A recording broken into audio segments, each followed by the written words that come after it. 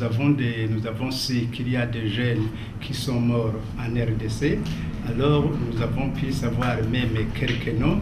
Nous avons eu des photos et me demander comment nous avons eu ces photos. C'est notre moyen d'observation et c'est pourquoi aujourd'hui je vais donner la lumière à la police. Ici par exemple vous voyez cette photo et ce sont des cadavres de ces jeunes qui ont été tués au Congo.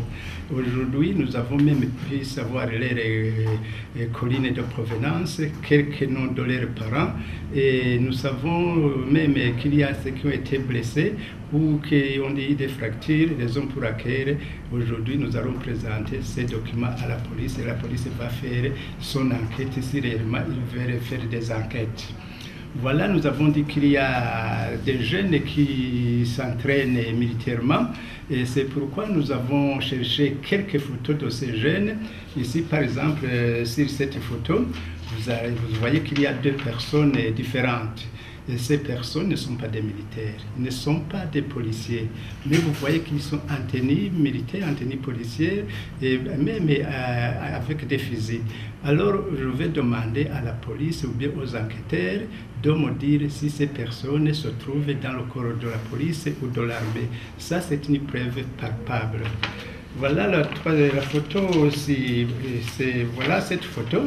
Vous voyez qu'il s'entraîne à tirer, il porte cette tenue, il n'y a pas de cette tenue militaire ici au Burundi. Alors c'est un jeune que nous savons qu'il se trouve en RDC et voilà qu'il est en train de faire des entraînements. Après, il y a également, comme nous avons dit qu'il y a des jeunes, il y a des jeunes qui ont été alliés en RDC, soit dans les mouvements différents, soit dans le mouvement qui se trouve dans le mouvement d'Ozawamheman, et d'autres qui sont, on paraît, qui sont des Imbonerakure. Alors voilà, nous avons ces photos de ces quatre jeunes. Ces quatre jeunes ils sont des provinces différentes.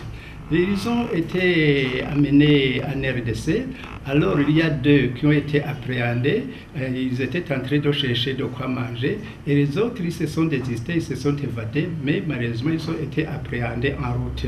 Alors ils ont été mis au cachot à Uvira, et par après, il y a Kazungu qui est allé les amener ici au Burundi, mais comme on était informés, nous avons fait le suivi jusqu'à ce qu'ils entrent au service de renseignement. Le 29 mars 2014, on les a relaxés, mais comme ils ne savaient pas où aller, il y a quelqu'un qui les a trouvés et il les a orientés à notre organisation à PRODH. Et vous voyez comment ils sont habillés, ils ont des habits déchirés. Et alors nous les avons donné de quoi manger, ils se sont lavés, nous avons même donné d'autres habits.